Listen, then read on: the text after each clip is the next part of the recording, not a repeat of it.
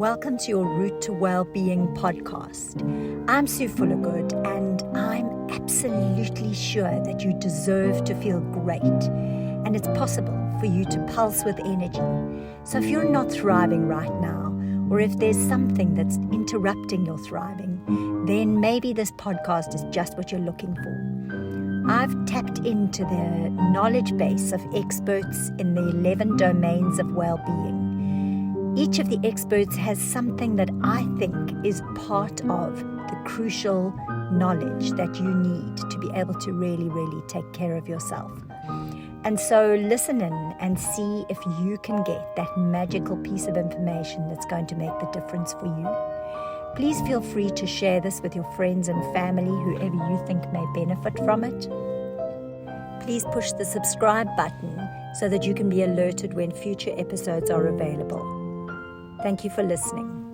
Good morning. I am Sue Fullergood from the Energy Incubator and the author of The Sweet Spot. And I am so excited today to have Neverl Kambasha on our podcast, The Route Map to Wellbeing. It's very exciting to have a chance to talk to Mr. K, as we've come to know him. And he's brought along quite a few of his team who can join the conversation should we feel it necessary. So without further ado, welcome, Mr. K, and thank you so much for being here this morning and being willing to share with us some of your, as I would say, somewhat unconventional leadership practices and unconventional ways of running your business and working with your staff. I'd love to download some of those ideas for our listeners around the world to listen to and to consider for themselves. Just to give you a little bit of a background, I came to meet Mr. K when he unfortunately injured himself as part of his training to be fit enough to be part of his basketball team and a basketball tournament that they run in their company. And it was just a fascinating experience to be involved with helping Mr. K get better. And I've subsequently been lucky enough to be involved a little bit with their business, and I hope to be involved more because they really are an amazing bunch of people. Mr. K, thank you for being here. And can I ask you to introduce yourself a little bit, tell us a little bit about your journey, and let the listeners come to understand you a little bit. So thank you so much for having me again. And again, welcome to your listeners. It's a pleasure to always connect with you. And I'm excited just to be here and share a brief, of our story, background, and just give you some insights. So I'm happy to engage with you this morning. Thank you so much. Will you go ahead and tell us a little bit about your journey and yourself? Yeah, sure. So I started a business probably 22 years ago. And we started off in the telco space. We were doing a lot of airtime distribution for the big telcos in South Africa. That business then evolved onto the continent, where we went to about 9 African countries, and we were doing the same. And over the period, we went into actually owning the mobile network, starting off with Malawi, where we got the 3rd GSM network right there in that country. And we also, when Vodacom Mozambique launched, we were also like a part shareholder in that particular business. And that has been the journey in terms of just starting off or budding out of that business environment.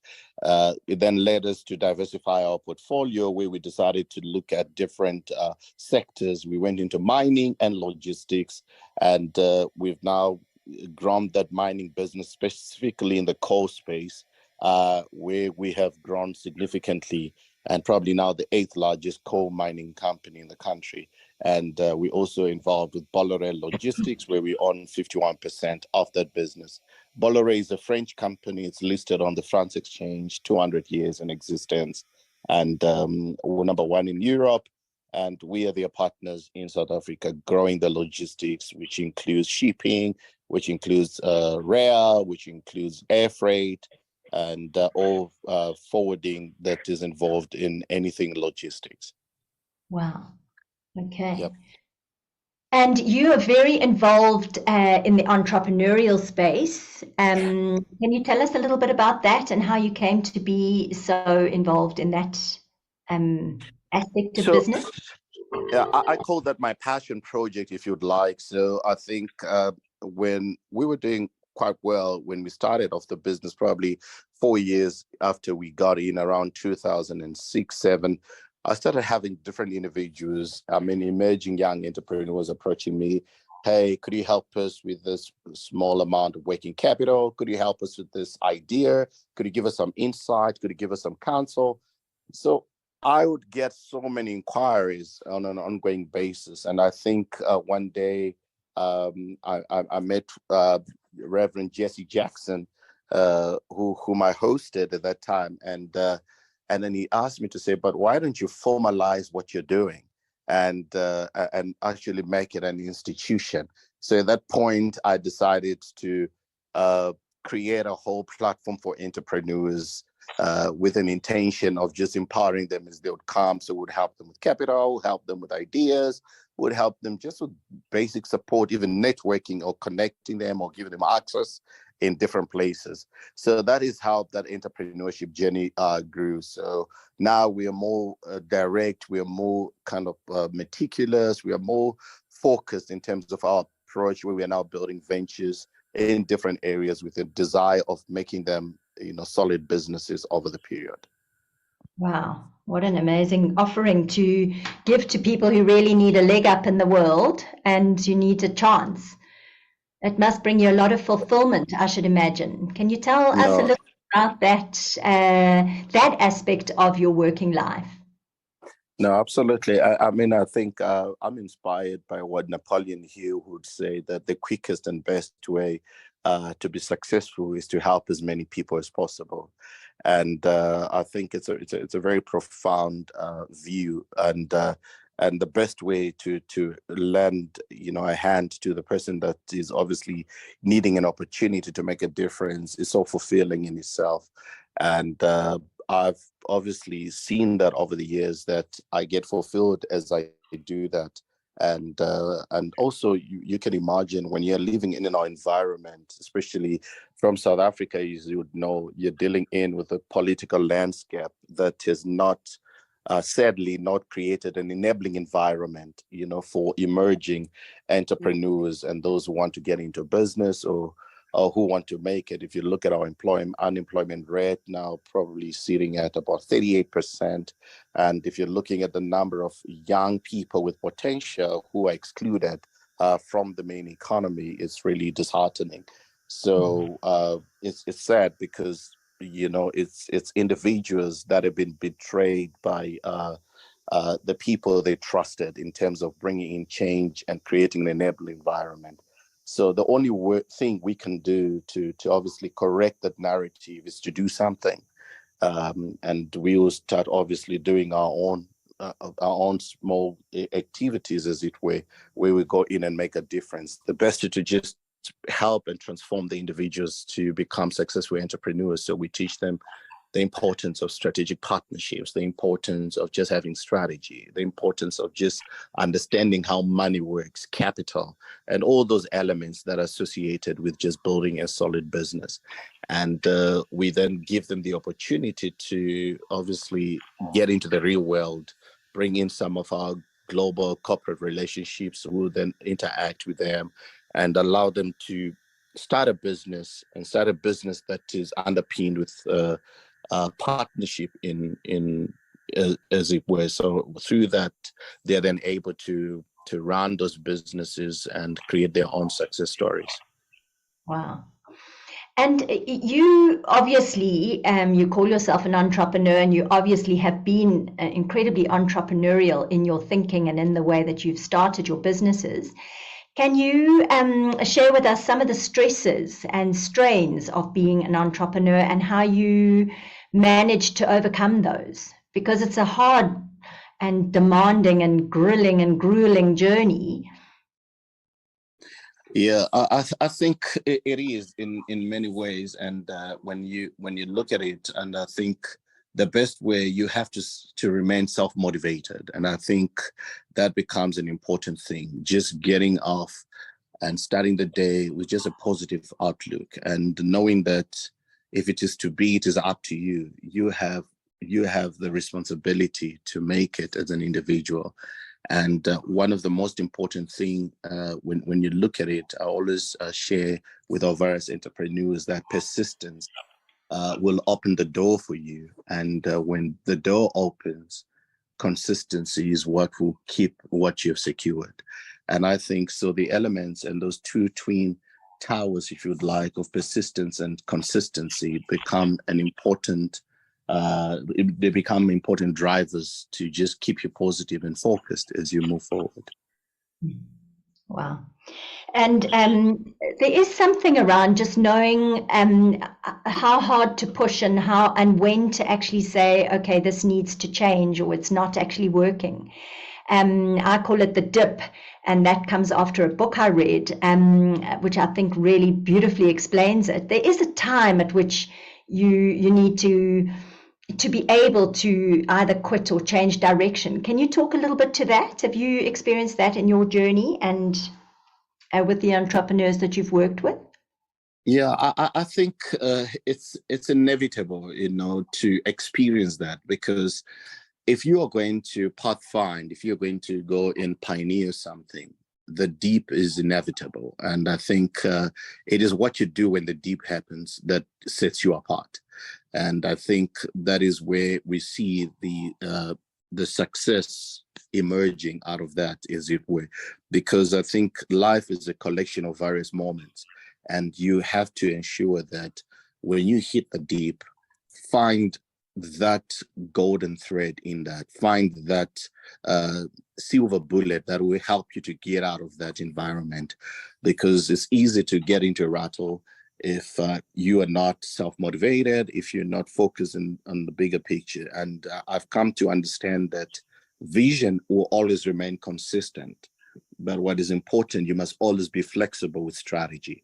So in that environment, even when you hit a deep, know that just be constant and understand that vision will come to pass, and vision will be achieved if you don't remove your eyes on the goal.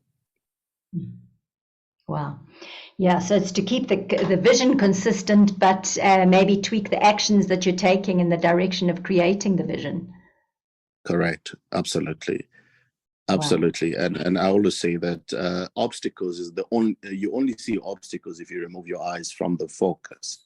And so it's important to just have complete total focus, and that will help us to overcome the different deeps. Yeah. Wow.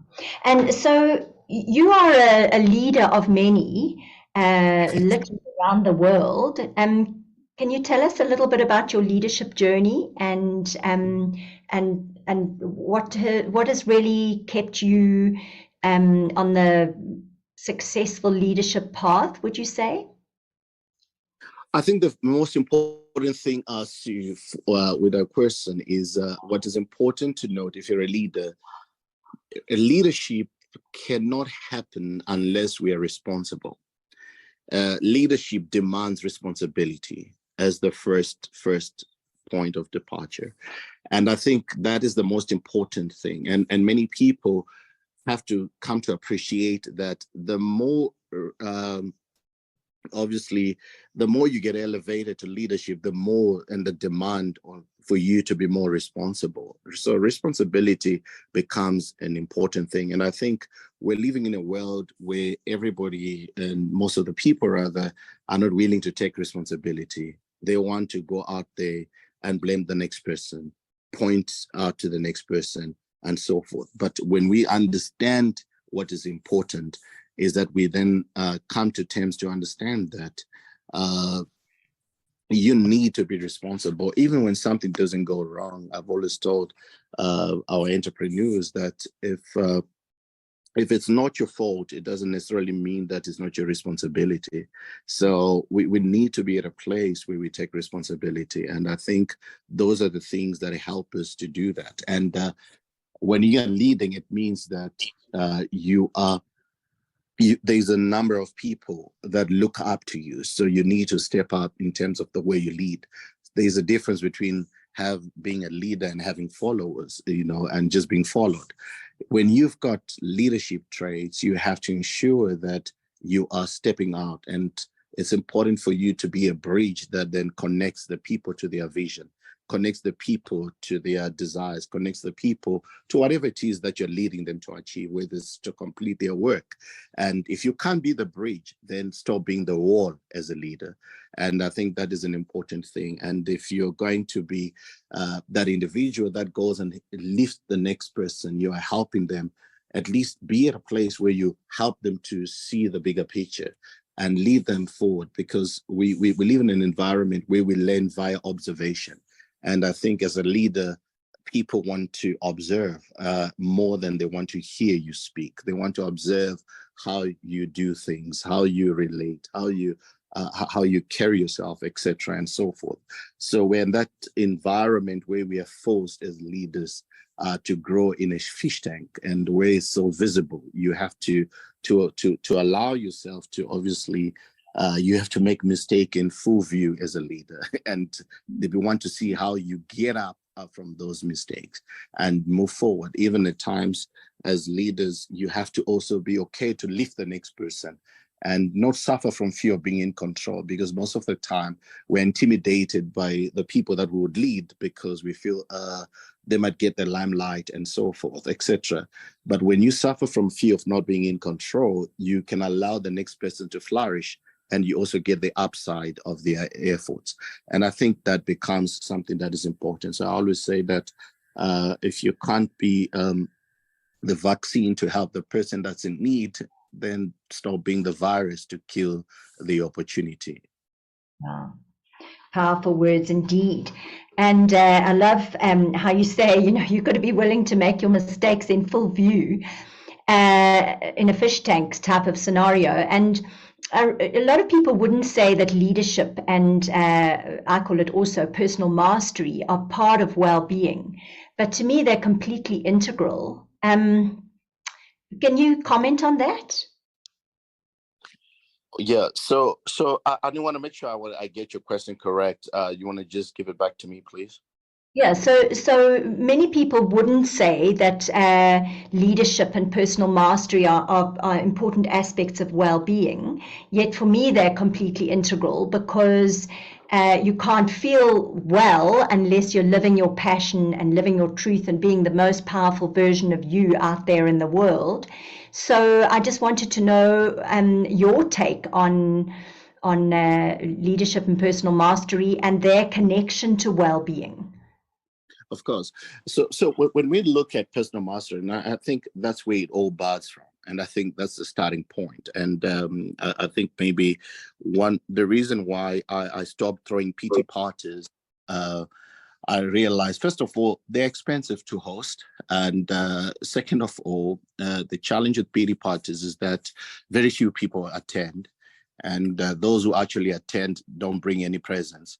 So it's you either get into that rattle where you're going to go into this cycle where you can start looking at your own self and say, oh my word, and feel sorry. Then inferiority complex kicks in that environment. But when you have mastered that, and when you have understood that, you literally rise above that, and you begin now to lead people from a different point of view. You're no longer assessing people based on where they are, but you are now looking at them based on where they're going, because now suddenly you understand that as human beings, if their well-being is in good alignment, if they have got aspirations to pursue something, you would know that they will evolve over time, and they don't remain in the same environment. They will go forward and progress, as it were. So I've learned to understand that I want to engage with people based on where they are going rather than based on where they are. So let me identify the diamond before it's polished.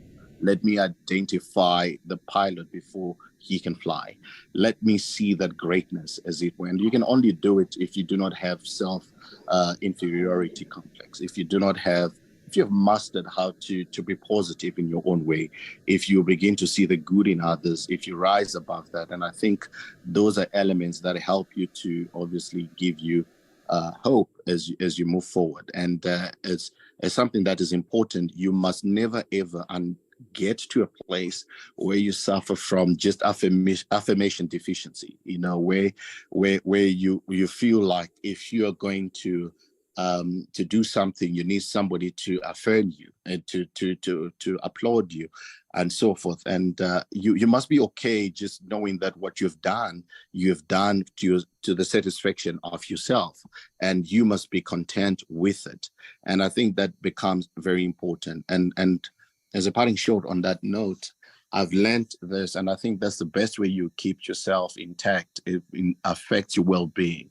I've learned to understand that I never allow the praises that I would get from people to get into my head, because when you allow them to get into your head, what will happen is that when they criticize you, their criticism will get into your heart. But if you do not allow the praises to get into your head, it means that you not allow their criticism to get your heart. So you're always insulated because you didn't allow the accolades to get into your head and so forth. So there's something there around really tuning into your inner environment more than your outer environment for your encouragement and encouragement and acknowledgement. And that must mean that you're tuning in, at least in part, to your spiritual side. Can you share with us a little bit about how your spiritual journey has supported your success in the world? Yeah, absolutely. I always believe that a fish cannot survive outside of water. And for me, every being that is created by God has to be connected to the Creator.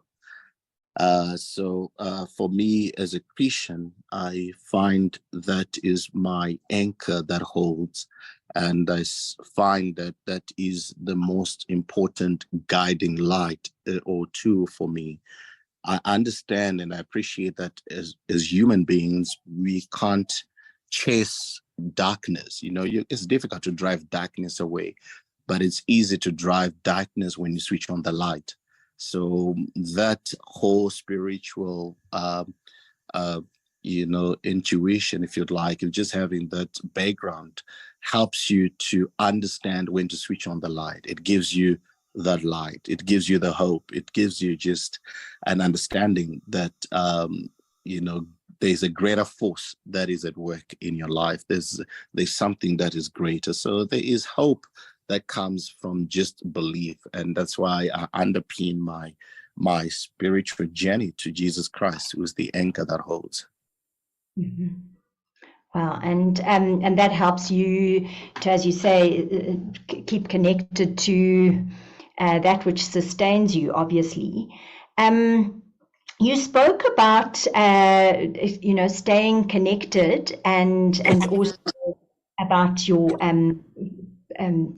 defense against affirmation deficiency. Can you share with us any particular practices which have been of great value to you?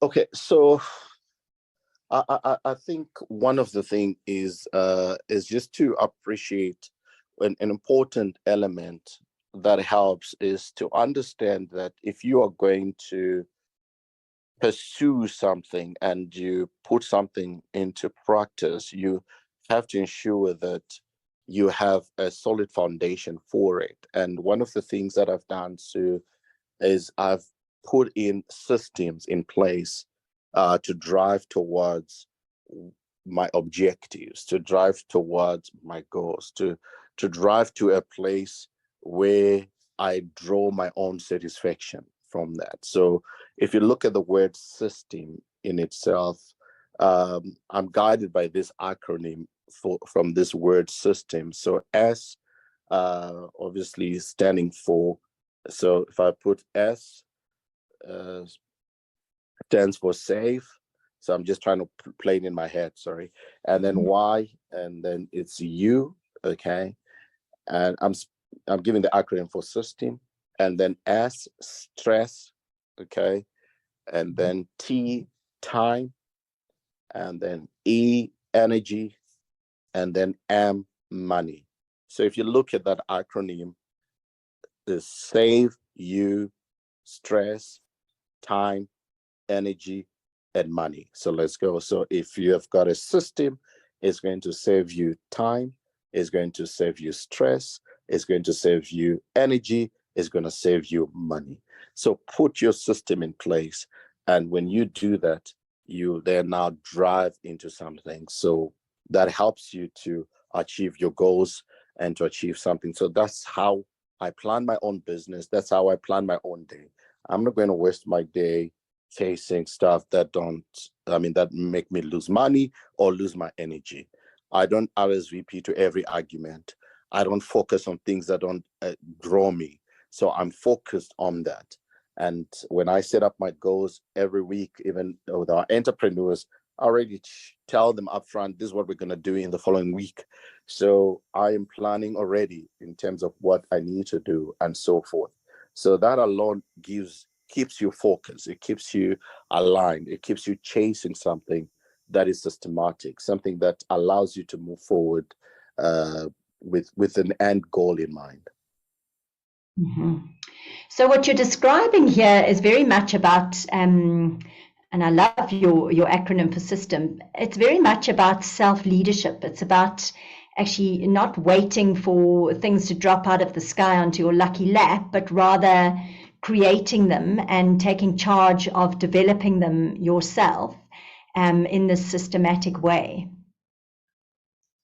Yeah, absolutely. And I think that's the most important thing. And we are, like I said, when I opened, to say that if it's to be, it is up to me. We are the only people that can get in our own way, so you're the only individual that can stand in your own progress. And I think you're the only same person as well who can make things happen. And I want to get off my laurel and get on and start making things happen. And I think that is what is important. So I'm not the person that's going to wait for something to just drop off. I am going to make it rain. I am going to make it successful. I'm going to drive it, because it's all dependent on me to get off and make it work and so forth. To bear fruit, it's up to me. Now, you must suffer from fear as you take these bold steps that you're describing here. How do you manage the fear that I would imagine comes up for you? Well, I think I'll give you a quick acronym for fear, two of them. So maybe they can help you to give you my answer in detail. So the first flip side of fear is forget everything and run. Okay, that's fear. So I go with the latter, and this is the latter: face everything and rise. So I go with that latter, and my focus is facing everything, because whatever you don't face, you can't conquer. And you have to understand, if you're going to the next level, it must give you you must feel some chills. It must frighten you. It must get to a place, because you're walking in territories uncharted. You're moving into new environments and new territories, and you must be okay to appreciate that. And I think one of the most important thing is that success, is almost on the other side of fear. So you have to be at a place where you conquer that, so that you can then go in and get what it is. And that is the beauty of it: living in an environment where it's both exhilarating and where it's both frightening. So managing that balance is something that becomes your pivoting place. So what we know about stress is that if you have too little of it, you'll be bored, and if you have too much of it, you'll be in distress. So we've got to keep ourselves somewhere in between. And can you talk a little bit to that? How do you make sure that the stress doesn't become overwhelming to you? I think, you must have an outlet. So one of the things that I've done, even with our own entrepreneurs, so I decided to take my own passion. So basketball has been my passion at school. So I've decided to impose it. So I impose the same to my team, to our entrepreneurs. And what I am trying to teach with that sport, so we go out there, then play basketball, and we have different teams, and we will go and compete between one another and just go out there and have fun. What we're doing is this, I am teaching them to create an outlet for stress, to create an outlet, just to go in and refresh, regurgitate, come back, in that environment, because that's the best way you can manage that. Stress, I believe you can manage it when you come out of your routine for a minute, and then you go up there and get to recharge your batteries. So you could recharge it, some recharge it differently. Some will go by the beach, some will go by the spa, and just go in and try in and just take a break from routine, and then go back into the thick of things. So that is how I manage my own stress from a work point of view. I'll then go and shoot enough basketball. That's my punchy bag. That's my my place of just rejuvenating, my focus and my approach in life. So, and there's something really important there about having fun and about having fun together in terms of creating well-being and managing stress as you go along, and also building camaraderie among yourselves. Yeah, exactly. And I think, as you'd know, so happiness automatically adds more years to your life. And I think, I call you a happiness dealer. So you are Sue Feel Good. And so it's about just going out there and allowing, it's difficult for you to defeat a happy person.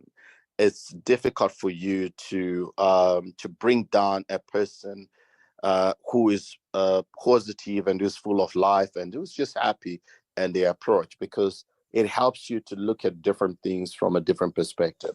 And I think, find something that makes you happy, pursue it, grow it, water it, and just go with it. And I think those are important things that help you to move forward. And most of the time, the things you might not have a lot of things to be happy about.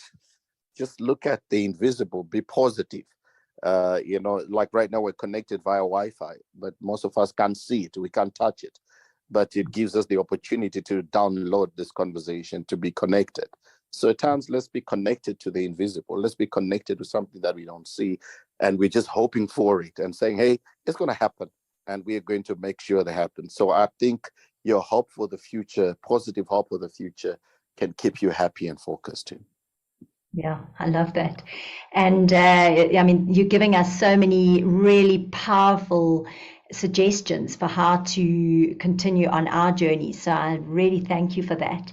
One of the things that I often look at with my clients when I'm coaching them is that hopefulness, which you talk a lot about, is on a continuum with helpless and hopeless.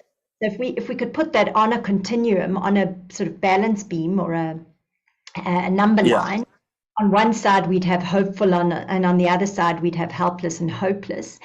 How do you think people can best try and keep themselves moving towards hopefulness when times are tough? And you've alluded to it, really in South Africa at the moment there are many people who are finding themselves in a space of hopelessness, and it's really, really hard to just, even if you can connect with the invisible and the magnificent things which support our existence on this planet. It is really hard to move even a bunny hop away from helpless and hopeless towards hope. Have you got any particular practices that you can share with the listeners regards that? Yeah, so I hear you, and I think it can be overwhelming if the circumstances and the challenges that life could throw at people, and also looking at the macro environment that you point to. Helplessness can easily creep in, and that is, and I think there is no silver bullet to to saying, hey, will inject you with this, then helplessness goes. And I think it has to be, it's unfortunately, even in the midst of the most trying times, it's something that you have to fight yourself. And the best way to fight it, if you don't have it, then connect and network. Then connect and network. That is your best way to try and get what you lack. And I think if you can't fight helplessness in a silo, and you can't fight it in isolation. If you're in isolation, you get sick. But if you go into a community, you get healed. And I think that is an important thing that helps us to move forward into that environment of hope, is to get out. If you know you can't generate enough hope from your helpless state, quickly get off, find some place to go and connect, and go in and connect in that environment. And before you realize, that little glimmer or that spark of hope that the next person you might connect with might just be the thing that you need to lift you up from that helplessness.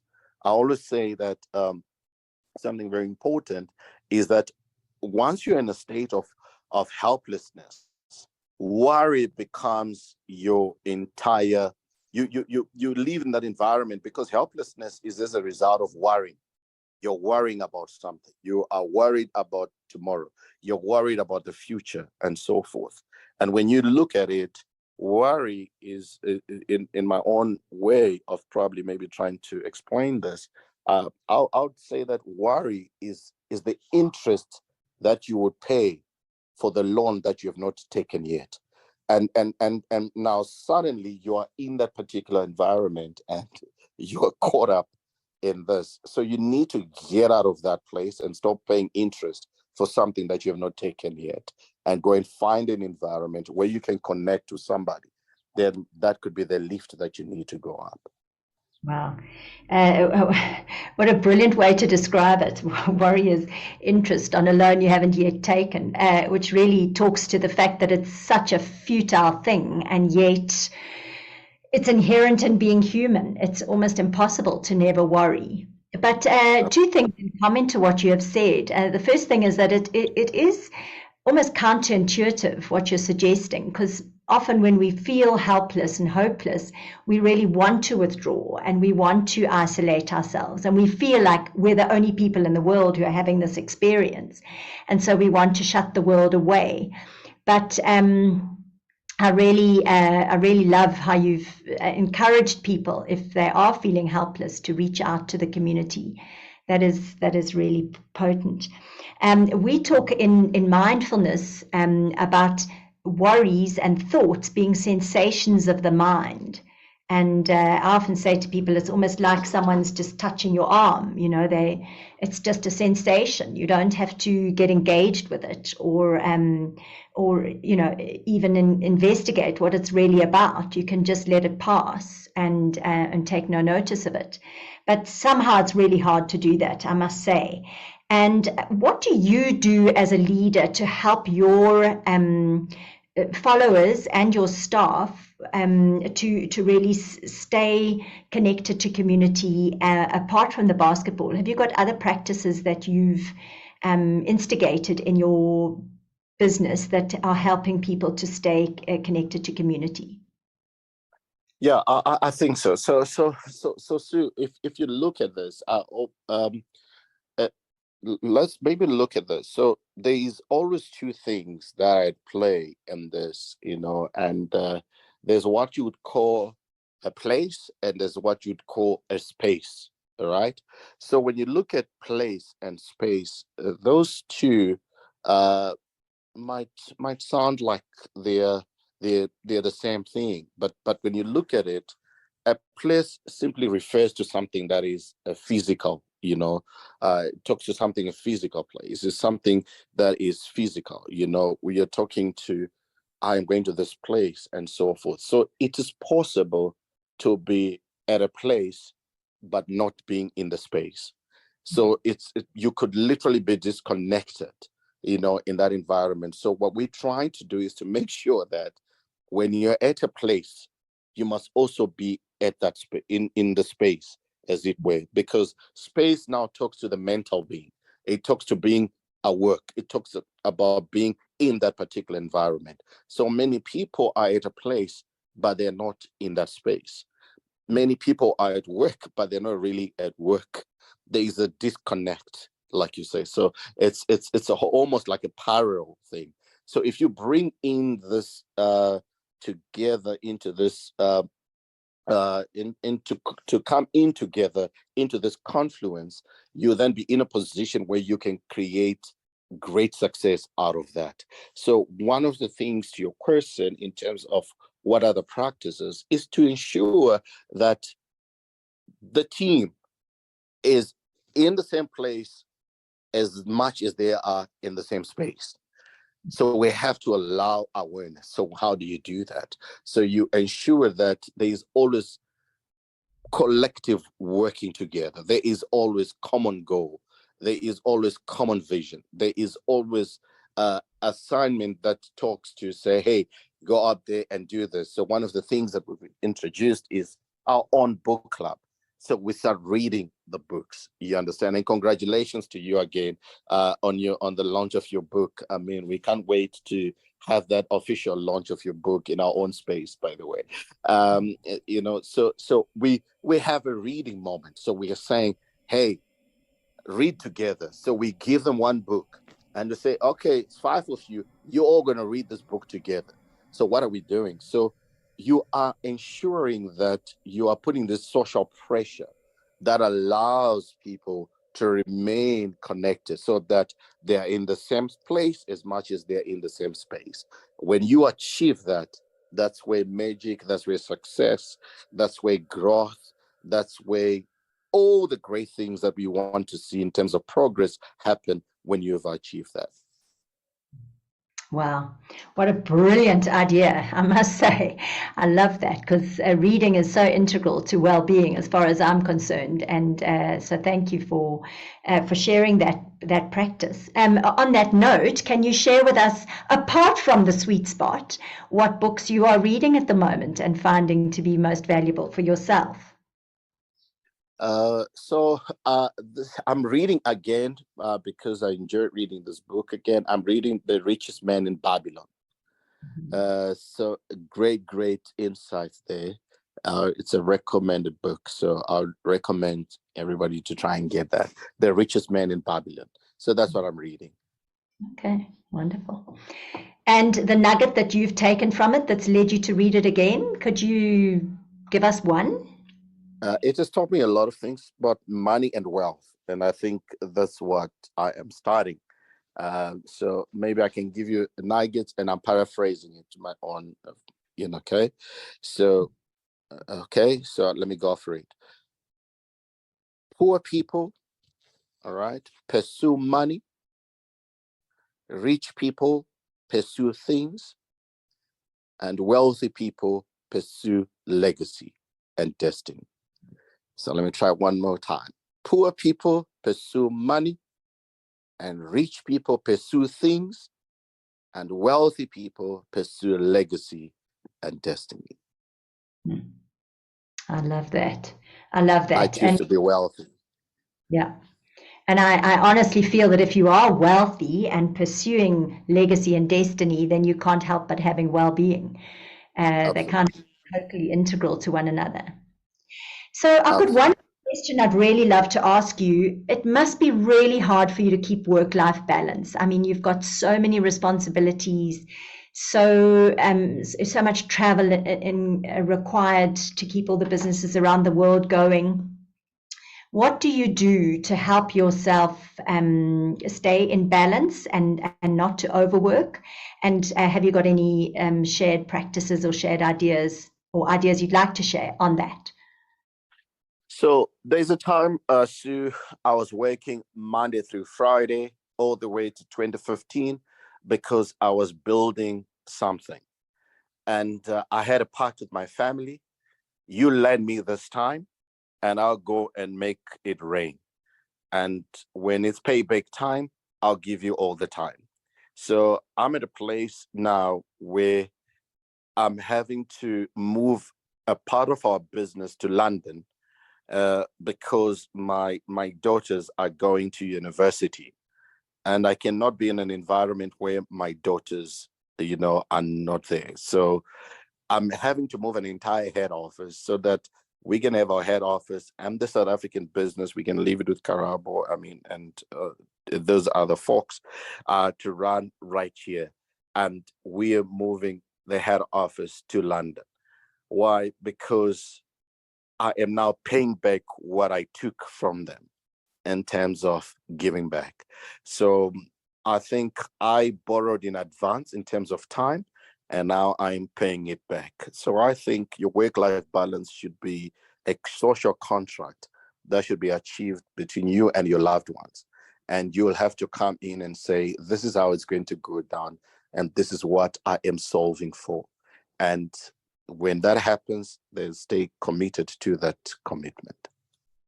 Wow. I've never, ever heard anyone describe balance in that way. I love it. And lucky daughters that you're going to be nearby while they're at university. That's really amazing. Which university have they finally settled on? So we're between Cambridge and Oxford, and so we've got pre-acceptance in both. So we'll see which of the two. Wow. How wonderful for them. And how wonderful that you're going to be nearby. And that you can. I mean, I love that you're so visionary that you can make anything happen. You literally can make it rain. As just a parting sort of gift to us, can you give us some sort of idea as to how you keep your vision so clear and crystal clear in your own mind, and how you really do keep yourself believing that everything is possible? I want to take that. Maybe I could try and answer that with a quick quote from the Bible, if you don't mind. Okay. And I'm going to just do that, Sue, because Joseph has a dream, and the dream is saying that he's going to be king. And he's going to be king, and that's the dream that he has. He tells his brothers, the brothers become jealous. Long story short, he ends up in prison. He remains focused even in a prison environment. The only reason why Joseph remained focused in prison and did not lose his mind, did not lose his marbles, he did not go cuckoo, the only reason he remained focused is because he did not see the prison in his dream.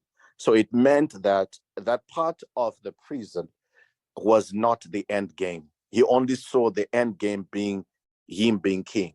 So what is important is this: what kept him in sanity, what kept him alive, it was the purpose. It was what he saw as the end game. So what I'm saying to all your great listeners from around the world is that do not let your vision be dimmed. Do not allow anything to distract you from the end game. Your end game must have enough pull to pull you from every distraction, to pull you from every challenge, to pull you from every trial, to pull you from everything that life throws at you. And whatever it is, do not ever, ever give up on your vision. And I want you to know that I think it's an important thing. Even when the going gets tough, you have to remain focused on what you believe in and what you perceive and what you saw, and never ever sell the sun to buy a candle, no matter what. Keep focused on what you saw. Wow. Thank you for that. And I must say, I'm so glad that you alerted us to that story in the Bible, because it's stories that make us remember things.